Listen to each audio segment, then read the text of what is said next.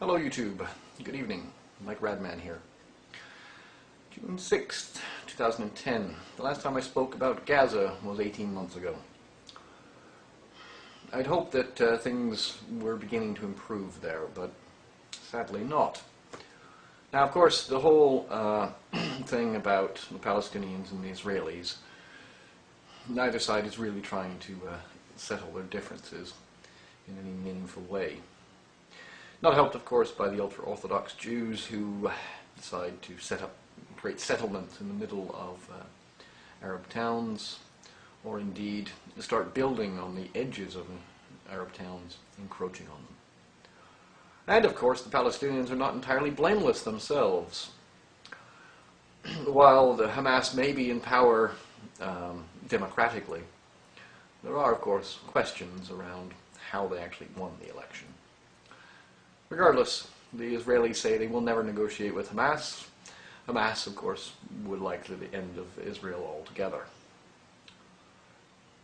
A very difficult situation. Now, I woke this morning and watched the CBC national news from last night, because I missed it last night, because I had other things to do, better things to do than watch the news. However, they were speaking, of course, of the possible arrival of the Rachel Corrie,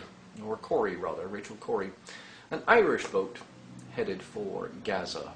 Now, the Irish government had asked the Israelis to allow the boat to dock.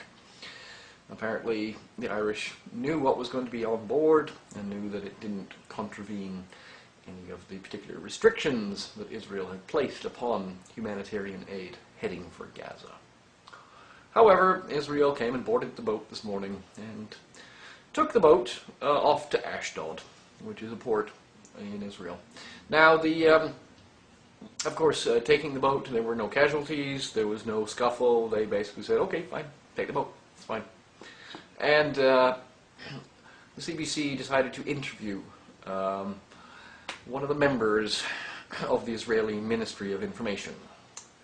Quite an Orwellian oxymoron right there, but never mind.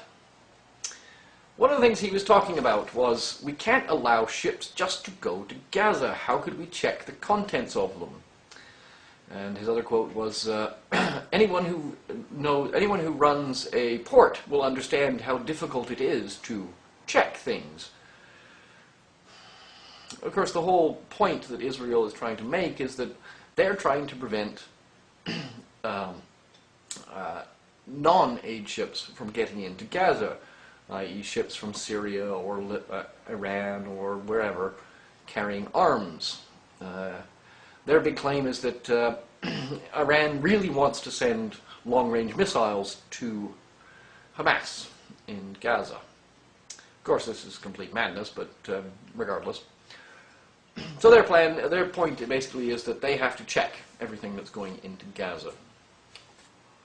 So all of this aid being sent over to Gaza, of course, is going to have to go through the Israeli customs controls.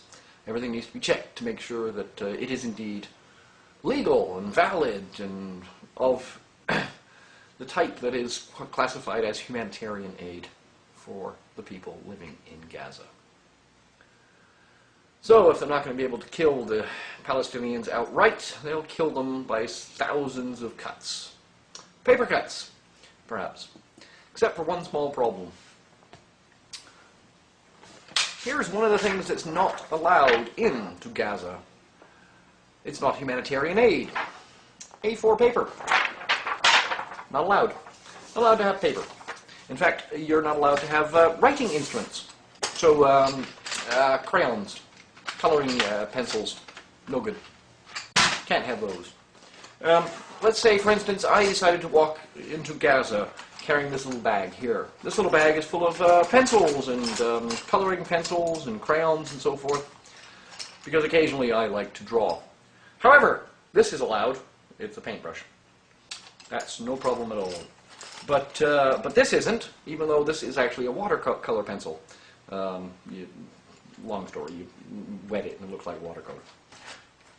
So I could be arrested for carrying this little bag into Gaza.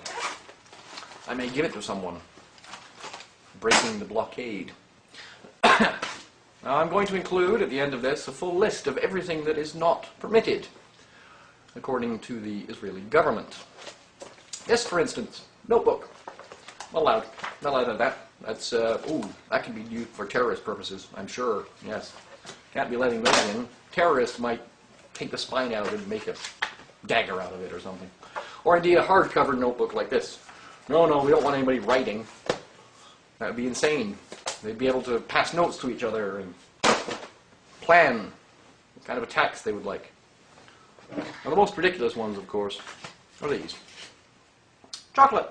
Chocolate's not allowed. Not on the list. Vinegar. You're not allowed to have vinegar in Gaza. Now, there's a very good reason for this. Having occasionally created quasi-explosive devices as a child, I know that if you mix vinegar with sodium bicarbonate, you can make a rather big bang. So perhaps that is justified. You can't be having acids going in. Of course, it wasn't vinegar, it was sulfuric acid, but you get the idea. But the biggest of all, the biggest problem, they don't want these things in there. There's no way this is getting into Gaza. The smallest possible thing, seeds. You're not allowed to have seeds in Gaza. You might go and grow your own food. The list is quite long. Not allowed to have sage. Nope, can't be doing that. Can't be having any nice, anything to make your food taste good. Can't have fresh meat. Can't import cardamom. Cardamom is used in the Middle East for making Turkish coffee. Very nice, particularly on a hot day. Can't have cumin or coriander or ginger. Nothing to make anything taste good. Can't have jam, halva, vinegar, nutmeg, chocolate, fruit preserves, seeds and nuts. Biscuits and sweets. Can't have those little Gaza children actually having a good time. Potato chips, gas for soft drinks. Dried fruit, plaster, tar, wood for construction, cement, iron, glucose, industrial salt. Plastic, glass, or metal containers are not allowed. Well, I guess they don't need to worry about being poisoned by plastic then. Industrial margarine, tarpaulin sheets for huts, fabric for clothing, flavor and smell enhancers, fishing rods, fishing nets, buoys, or ropes for fishing. Well, of course, they don't want anyone fishing off the docks at Gaza port. Nylon nets for greenhouses, spare parts for tractors, dairies for cow sheds. Irrigation pipe systems, not allowed to irrigate, can't be having you grow food, no way. Ropes to tie greenhouses, planters for saplings, heaters for chicken farms. Musical instruments, not allowed. Size A4 paper, as I mentioned, writing instruments, notebooks, and newspapers are not allowed. Toys are not allowed. Sorry kids, can't have any toys. You might turn it into a IED or some nonsense like that. You know, little remote control car. Put a bar on top of that, drive it up to a Jeep, blow something up. Yeah, right. Razors, sewing machines, and spare parts. Now, razors, I really don't get, but anyway. Sewing machines and spare parts, heaters, horses, donkeys, goats, cattle, or chicks. Can't be growing your own food.